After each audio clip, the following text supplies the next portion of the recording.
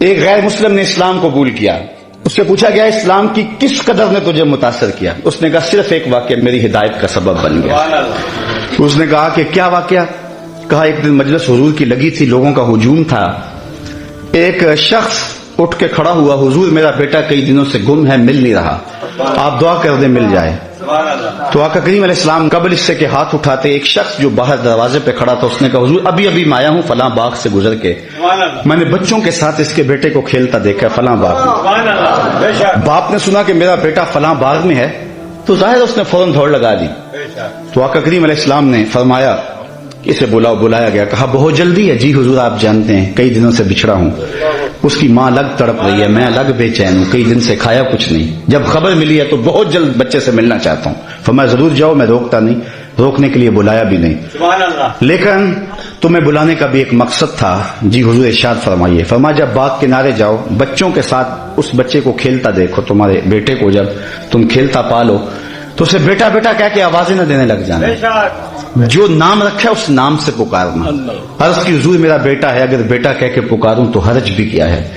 فرمایا تم کئی دنوں سے بچھڑے ہو، تمہارے لہجے میں بلا کا رس ہوگا اور تم نہیں جانتے، ہو سکتا ہے کھیلنے والوں میں کوئی یتیم بھی کھیل رہا ہو، اور جب تم اپنے بیٹے کو بیٹا کہہ کے پکارو گے اس کا کلیجہ تڑپ جائے گا، کاش آج میرا باپ ہوتا تو مجھے بھی بیٹا کہہ کے پکارو. تو کہا یہ شوق گھر جا کے پورا کر لینا، یہ شوق گھر جا کے پورا کر لینا.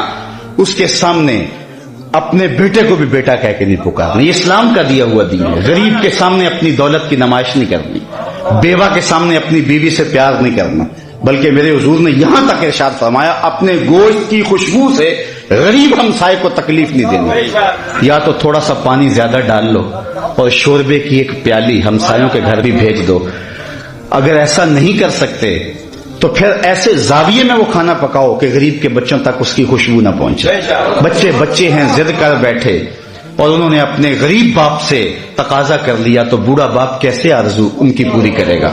وہ کیا کسی نے کہا تھا نا، اسی ڈر سے وہ بچوں کو دوپہر میں سلا دیتی ہے گلی میں پھر کھلونے بیچنے والا نہ آ جائے. تو کہا حضور کی نزاکت قلبیہ کا لحاظ رکھنا کہ یتیم کے سامنے اپنے بیٹے سے بھی پیار نہ کرنا، اس کو بیٹا کہہ کے نہ پکارنا.